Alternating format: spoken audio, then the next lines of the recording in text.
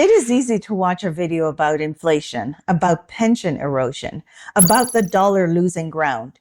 It is easy to nod along, feeling concerned, and then going back to your life, hoping that the numbers will improve. But what is harder, and what nobody seems to want to say directly, is this. For a growing number of people, the best financial move available to them is not inside the country that they're living in. It is outside of it. I'm not talking about running away. I'm not talking about leaving your family behind or abandoning your community. I'm talking about a deliberate, strategic decision to put yourself in a place where your income works harder, where your assets grow faster, where your cost of living does not consume everything you earn. And that decision has a name. It's called geo-arbitrage. And in this video, I'm going to show you exactly why the West, as functional and as familiar as it is no longer the best place to execute it. I'm Emro. I'm the founder of Relocate with Revenue. And I'm speaking to you from Nairobi, Kenya, where when I made that decision 5 years ago, not as a theory, but as a plan that I executed with my own income, my own savings, and my own research. I built this channel because the conversation around leaving is almost always framed as a lifestyle conversation. Travel content, expat vlogs, beautiful apartments at low prices. And while all of that is real, none of it is the full picture. The full picture is financial, and that is the conversation I'm here to have. If you're watching this channel for the first time, welcome. Hit the subscribe button. I publish weekly, and each video goes deeper than the last. If you have been here for a while, thank you. You already know what's coming. Now let's get into it. Let me start with a number. The median household in the United States is approximately $75,000 per year. The median monthly rent for a one-bedroom in any major U.S. city, New York, LA, San Francisco, Miami, now runs about $2,500 to $4,500 per month. That is between $30,000 and $54,000 per year on housing alone, before food, before transportation, before healthcare, before insurance and taxes. That is significant. The same $75,000 relocated to Nairobi, Salinas, Vlore puts you in the top 5% of earners in the country. A furnished two-bedroom apartment in any of these cities' neighborhoods run you between $800 and $1,500 per month. That is the same income, but a different, completely different financial reality. I know that moment, the moment you look at the numbers and they make complete sense and you still do not move. Because moving requires admitting that the place you built your identity around, the country, the city, the system, is no longer serving you the way that you believed it was or should. And that is not a financial calculation. That is a personal one. I left, not because I was brave, but because I got honest about what the West was actually costing me. Not in dollars, but in possibilities, in access, in the gap between what I was earning and what I was actually building. And the moment I got honest about that gap, the decision became simple. Not easy, but simple. This is not a cost-cutting exercise. This is geo-arbitrage, the deliberate use of currency and cost differentials to multiply the effective purchasing power of your existing income without earning a single dollar more. Now, I know what you're going to say. I can't move my job. I have a solution for that. But bear with me. I'm going to address that in a minute. But first, the Western tax system was built for a specific kind of person, someone who works for a company, earns a salary, contributes to a pension, buys a home, and retires at 65. If that describes your life trajectory exactly, the system works reasonably well for you, at least structurally. But if you are independent, location independent, if you work digitally, consult globally, run an online business, or earn from multiple income streams, the Western tax architecture was not built for you. It taxes your global income. It offers you infrastructure you may not use. It does not reward the kind of mobility that your income model actually enables. Countries in Africa, Southeast Asia, Latin America, Eastern Europe are actively competing for exactly the kind of person you are. Kenya, for example, introduced the digital nomad visa to attract foreign remote workers. Georgia, the country, not the state, has a flat 1% tax rate for certain foreign earned income. Portugal's NHR policy, Panama's Pensionado program, and Malaysia's MM2H visa. They all exist because governments understand that mobile income generating people are valuable residents. The West broadly does not, or for the most part, cannot offer the same deal. In the United States, the UK, Canada, Australia, the assets most likely to build your net worth are properties, land, business equity. And it is not surprising that they are among the most expensive in the world relative to median income. The average house price to income ratio in the UK is currently above 8. Australia, Sydney to be exact, sits at 12.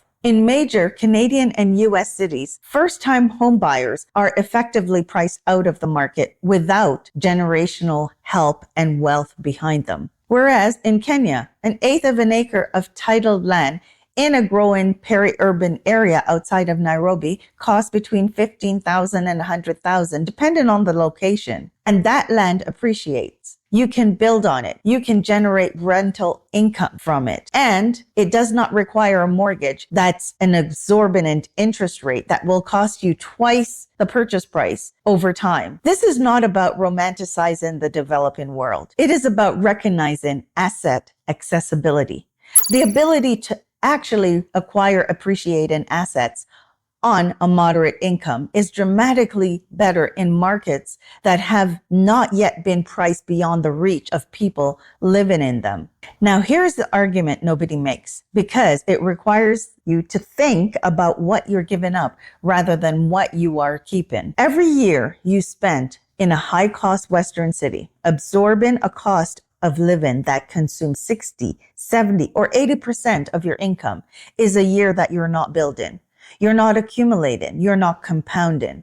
You are treading water, sometimes very comfortably, but still treading water nonetheless. The opportunity cost, that was not visible because it did not appear as a line item anywhere. It appears later as the retirement account that did not grow fast enough, as the property that you could not afford to buy, or as the business that you could not afford to start because the margin was not wide enough. Understand this.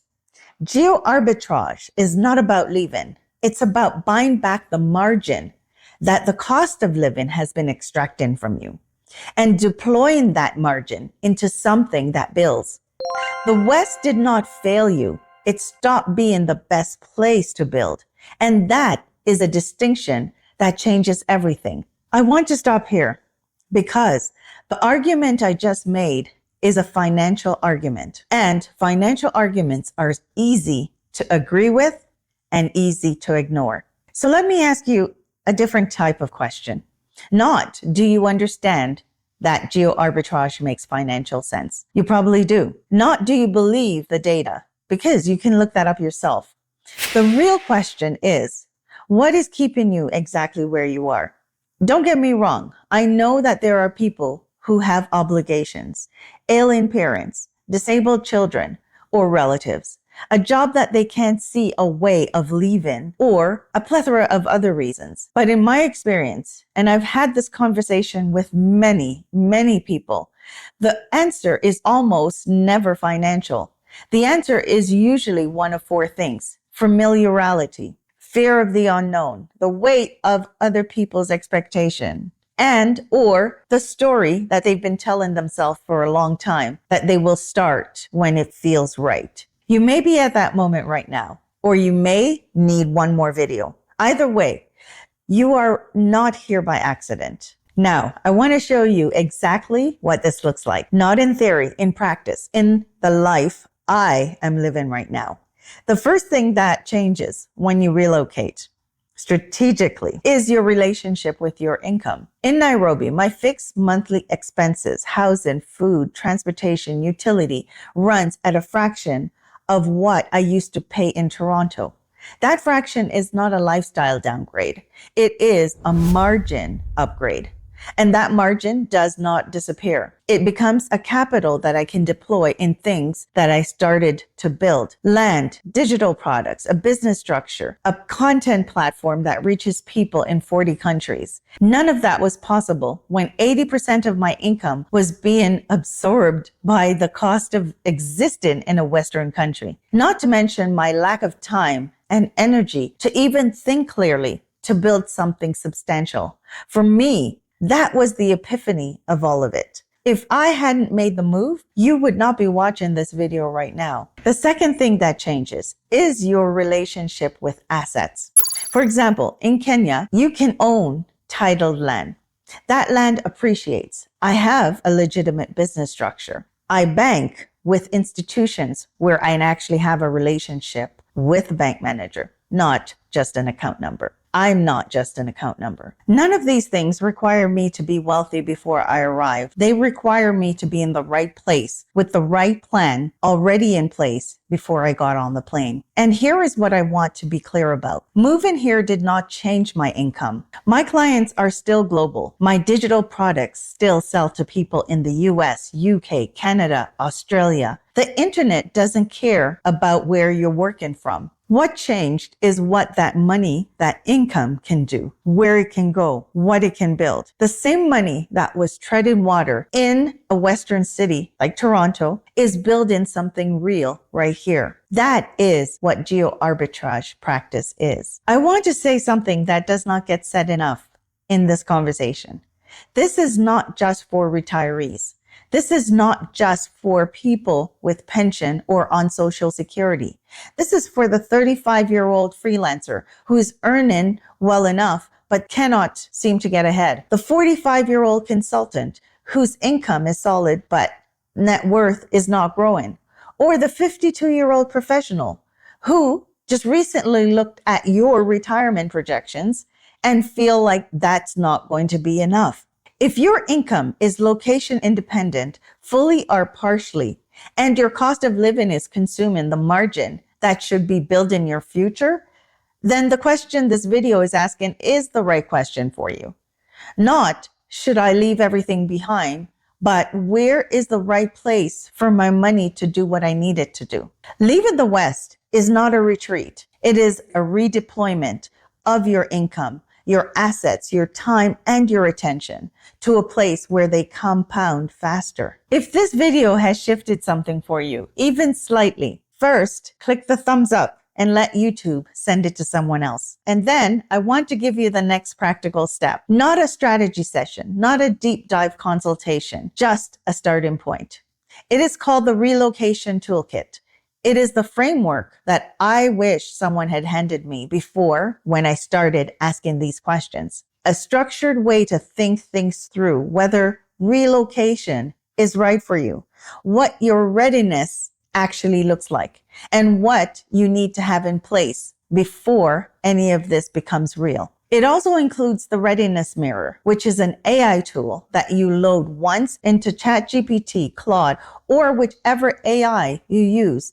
And it walks you through a personalized set of questions that will tell you more about your actual relocation readiness than 3 months of YouTube research. If you are past the starting point, if you have already been doing the research and you are ready to build a plan, the Digital Relocation Blueprint is the next level. This is the structured planning document for viewers like yourself who have moved from curiosity to committed. Both links are in the description below. Start where you are. The toolkit, if you're just beginning to ask the questions, and the blueprint, if you are already answering them. If this resonated with you, share it. Not to convince anyone, but to give someone in your circle the information that they might not have found yet. Subscribe if you have not already done so, because the next video is the one that makes this practical. I'm going to show you 5 income streams that have survived every major recession in the last 30 years. The ones that works regardless of which currency they're denominated in, and regardless of which country you're sitting in when you earn them. If your focus is to build a life that does not depend on one system, one currency, and one country, staying exactly as it is, you need to see that video. I'm Emerald. I help individuals and families relocate with revenue. Income first, freedom always. The links are in the description below, and I'll see you in the next one. Peace.